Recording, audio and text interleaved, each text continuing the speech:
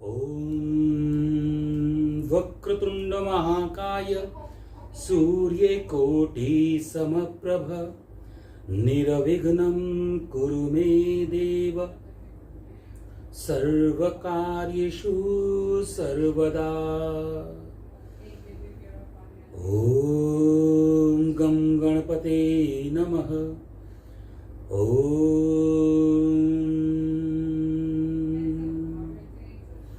नमः शंभवाय च मयोभवाय च नमः शंकराय च महेश्वराय च नमः शिवाय च शिवतराय च मंगलम भगवान शंभु मंगलम गरुड़ध्वज मंगलम पार्वतीनाथो मंगलाय तन्नो हरः शुक्लांबरधरं देवं शशिवर्णं चतुर्भुजं प्रसन्नवदनं ध्यायेत सर्वविघ्नोपशान्तये।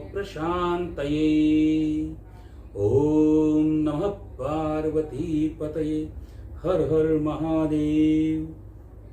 ॐ श्री गं गणपते नमः। ॐ अथ श्री शिवपुराण स्तोत्रम शिवपुराण संहिता विद्येश्वर संहिता। नाना सुगंध पुष्पाणि यथा कालोद्भवानि च पुष्पांजलिं मया दत्तो ग्रहण परमेश्वरः। सभी का हार्दिक स्वागत है। और श्रावण मास में शिव संहिता का जो सेवन आप लोग कर रहे हैं, यह प्रभु कृपा प्रसाद बहुत ही जो भाग्यशाली लोग होते हैं उनको प्राप्त होता है। और उनमें से हम सभी लोग भाग्यशाली हैं कि हम उसका श्रवण कर रहे हैं, मनन कर रहे हैं। जैसा कि हमने कल बताया था कि श्रवण जो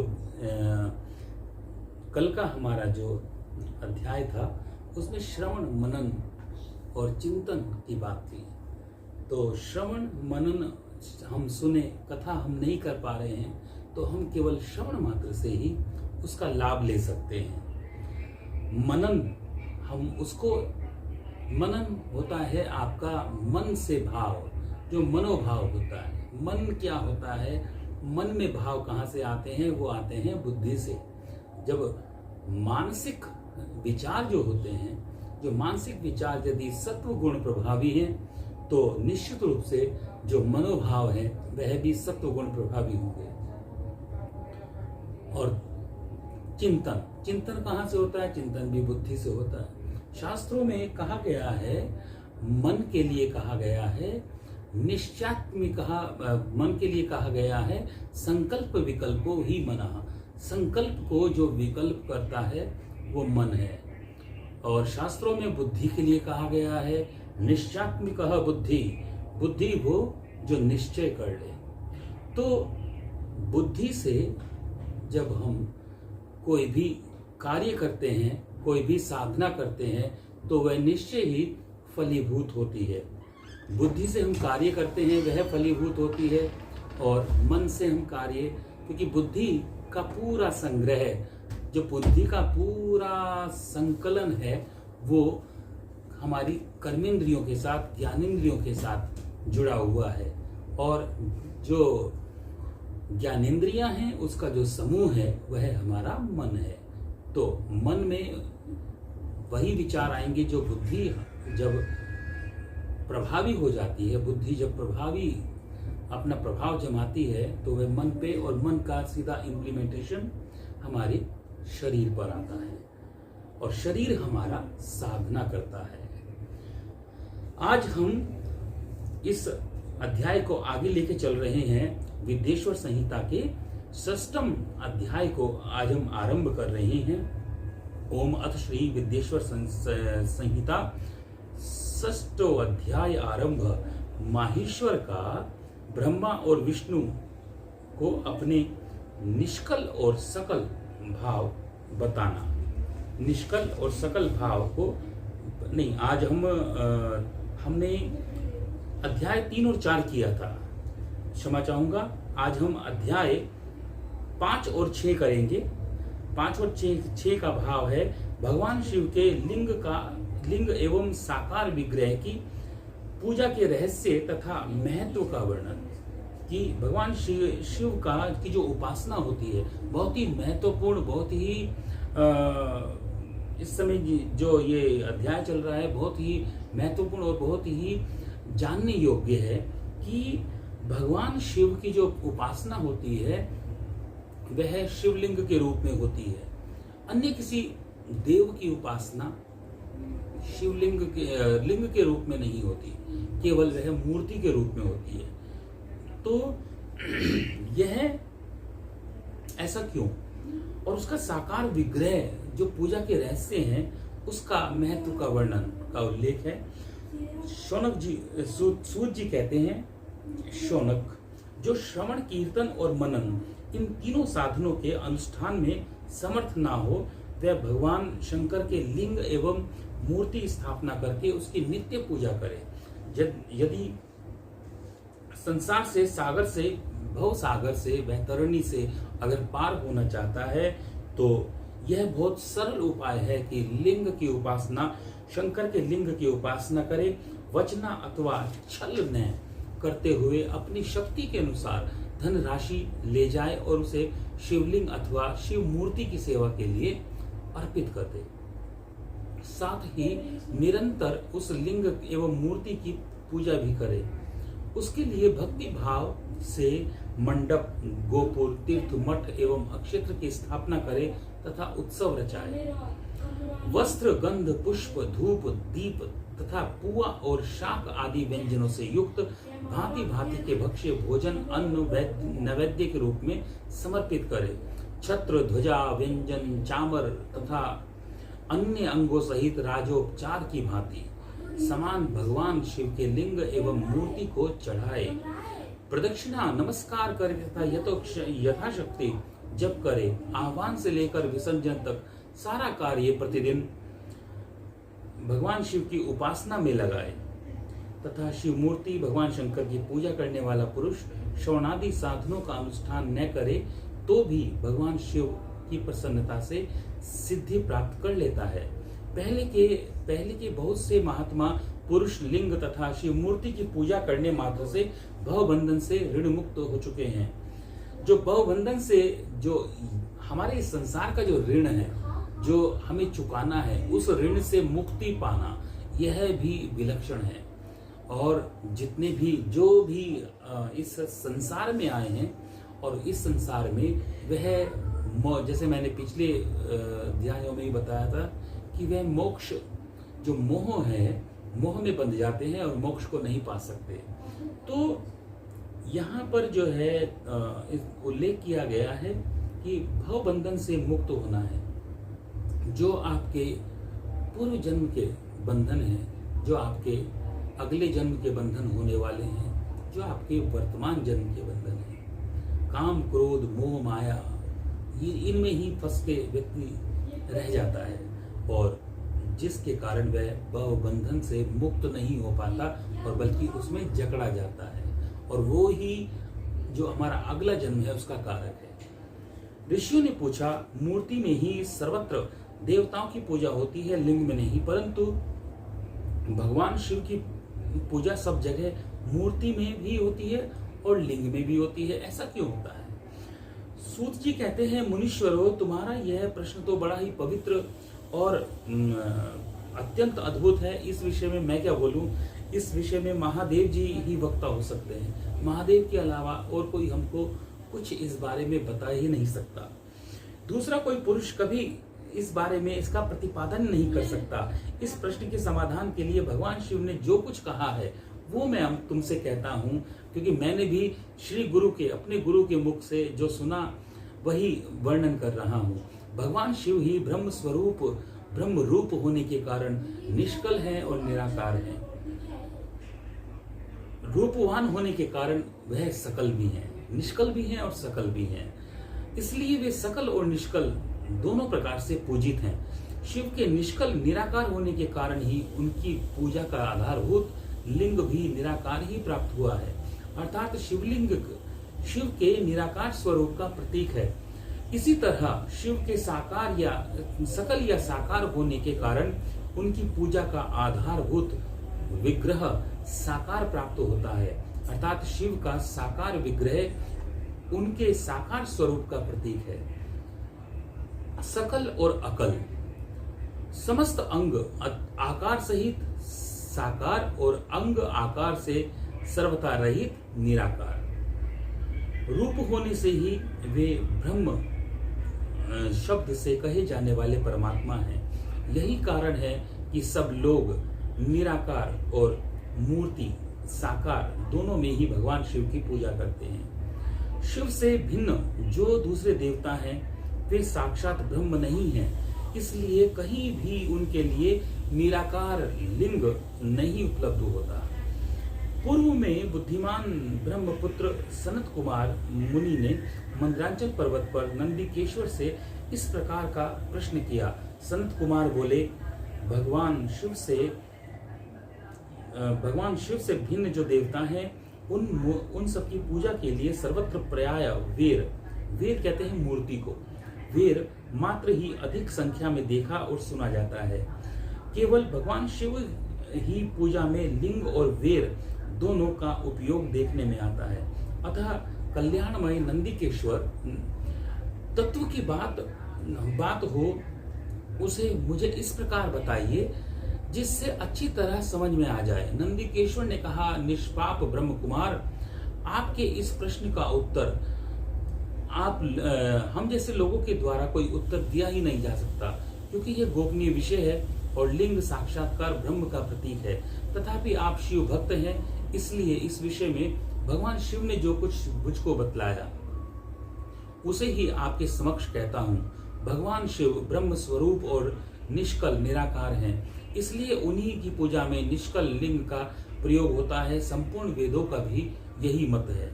संत कुमार बोले, महाभाग योगेंद्र, आपने भगवान शिव तथा दूसरे देवताओं के पूजन में लिंग और वेर का प्रचार किया। जो रहस्य विवाद पूर्वक बताया गया है यह यथार्थ और इसलिए लिंग और वेर आदि की उत्पत्ति का जो उत्तम वृतांत है उसी को मैं इस समय सुनना चाहता हूँ। लिंग के प्रकाट्य का क्या रहस्य है, सूचित करने वाला प्रसंग मुझे बताइए। इसके उत्तर में नंदिकेश्वर ने भगवान महादेव के निष्कल स्वरूप लिंग के आविर्भाव का प्रसंग सुनाना आरंभ किया। उन्होंने भगवान ब्रह्मा तथा विष्णु के विवाद, देवताओं की व्याकुलता एवं चिंता, देवताओं का दिव्य कैलाश शिखर पर गमन, उनके द्वारा चंद्रशेखर महादेव जी का स्तवन, देवताओं से प्रेरित हुए महादेव जी ब्रह्मा और विष्णु के विवाद स्थल में आगमन तथा दोनों के बीच में निष्कल आदि अंतर रहित भीषण अग्नि स्तंभ के रूप में उनका आविर्भाव आदि प्रसंगों की कथा कही। तदंतर श्री ब्रह्मा विष्णु दोनों के द्वारा उस ज्योतिर्मय स्तंभ की ऊंचाई और गहराई के था लेने की चेष्टा एवं केतकी पुष्प के शाप वरदान आदि के प्रसंग भी सुनाए। इति श्री रेवाखंडे अध्याय पंचमो एवं अष्टमो अध्याय। ओम शंकर भगवान की जय, ओम दीनों के नाथ की जय। आगे कहते हैं महेश्वर का, अब मैं थोड़ा सा आपको ये बता देता हूँ लिंग और बेर का। बेर जो है, बेर कहा गया है मूर्ति को जो साकार स्वरूप है, इसलिए महाशिवरात्रि के पर्व पर भी बेर चढ़ाने का विधान है। शिवलिंग पर बेर चढ़ाने का विधान है। ऐसा क्यों? क्योंकि शिवलिंग जो है वो निराकार स्वरूप है। शिवलिंग जो है प्राकृतिक स्वरूप है, स्वयंभू स्वरूप है, और जो बेर है, बेर साकार स्वरूप है। चाहे वह फल के रूप में हो, चाहे वह बेर का जो अर्थ है वह वास्तव में अर्थ है मूर्ति। तो हम जो शिवरात्रि पे भी जो पूजन करते हैं, बेर चढ़ाया जाता है, वो बेर इसलिए ही चढ़ाया जाता है क्योंकि वह साकार स्वरूप है और वह साकार और निराकार दोनों के माध्यम से हम पूजा अर्चना करते हैं महादेव की। आगे हम इसका उल्लेख करते हैं माहेश्वर का ब्रह्मा और विष्णु अपने निष्कल और सकल स्वरूप का परिचय देते हुए लिंग पूजन का महत्व बताना।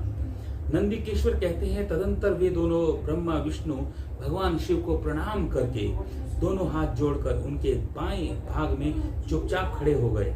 फिर वहां साक्षात भगवान शिव का प्रकाट्य हुआ। श्रेष्ठ आसन पर स्थापित करके पवित्र पुरुष वस्तुओं द्वारा उनका पूजन किया गया। दीर्घ काल तक अविकृत भाव से सुस्थिर रहने वाली वस्तुओं को पुरुष वस्तु कहते हैं और अल्प काल में ही टिकने रहने वाली वस्तुओं को क्षणभंगुर कहते हैं। क्षणभंगुर वस्तुएं प्राकृत वस्तुएं कहलाती हैं। इस तरह वस्तु के ये दो भेद जानने चाहिए। किन किन पुरुष वस्तुओं से उन्होंने भगवान शिव का पूजन किया, अब मैं यह आपको बतलाता हूँ। नंदिकेश्वर कहते हैं, हार से, नुपुर से, केयूर से, किरीट से, मणिमय कुंडल, यज्ञोपवीत, उत्तरीय वस्त्र, पुष्पमाला, रेशमी वस्त्र, हार, मुद्रिका, पुष्पमाला, तांबुल, कर्पूर, चंदन, अंगुर का अनुलेप, धूप, दीप, श्वेत वस्त्र, व्यंजन, ध्वजा, चंवर तथा अन्य दिव्य उपहारों द्वारा जिनका वैभव वाणी और मन की पहुंच से परे था, जो केवल पशुपति परमात्मा के ही योग्य थे और जिन्हें पशु बद्ध जीव कदापि नहीं पा सकते थे, उन दोनों ने अपने स्वामी महेश्वर का पूजन किया।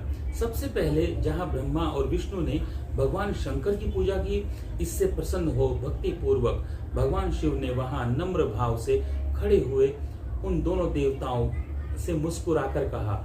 महेश्वर बोले, पुत्रों, आज का दिन एक महान दिन है। इसमें तुम्हारे द्वारा जो आज मेरी पूजा हुई है, इससे मैं तुम लोगों पर बहुत प्रसन्न हूँ। इसी कारण यह दिन परम पवित्र और महान से महान होगा।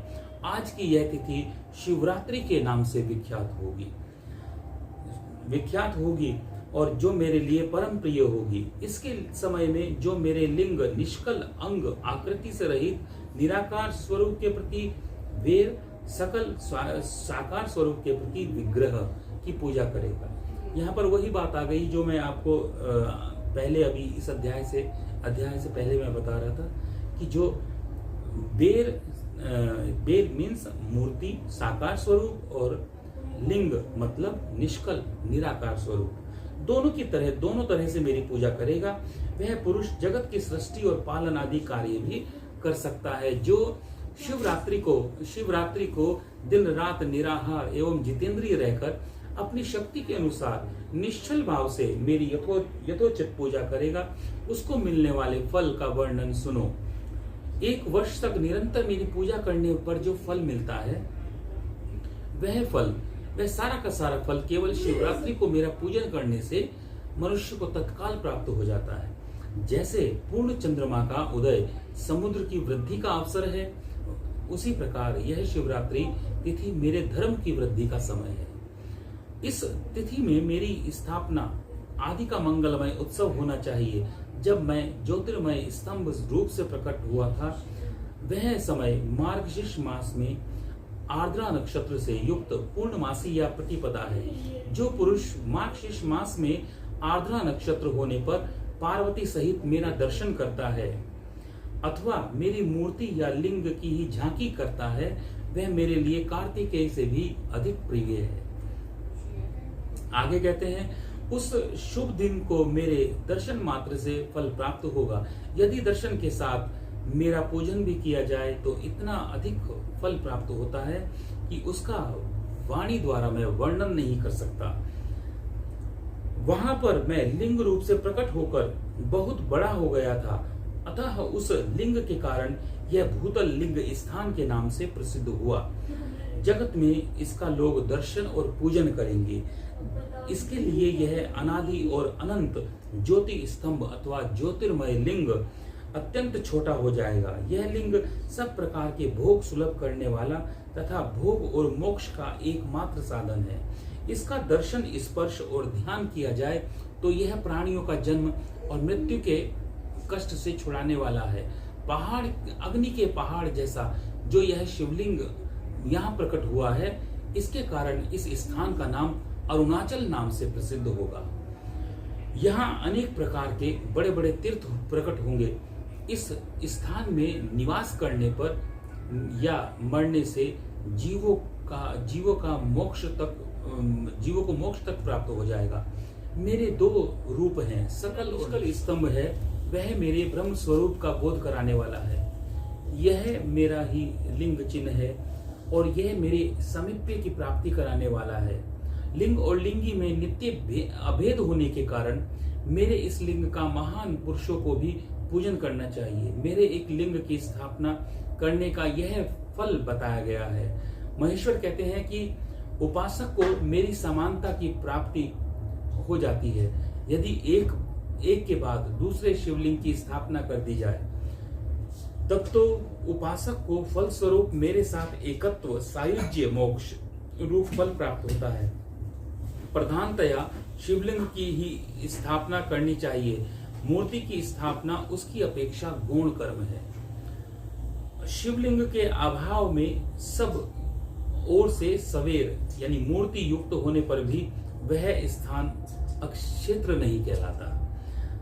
इति श्री रेवाखंडे शिव पुराण संहिता विद्येश्वर संहिता अध्याय 9 संपूर्णम। ओम नमः शिवाय नमः शिवाय नमः शिवाय नमः शिवाय।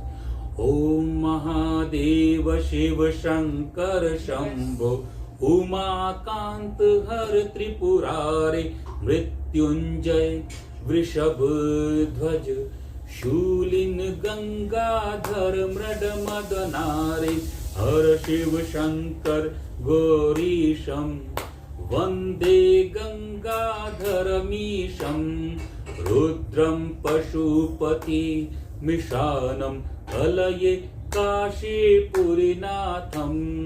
जय शंभो शिव गौरी शंकर जय शंभो शिव गौरी शंकर जय शंभो शिव गौरी शंकर जय शंभो। बोल शंकर भगवान की जय, बोल गिरजा मैया की जय, बोल गिरिवर राज किशोरी की जय। ओम नमः शिवाय नमः।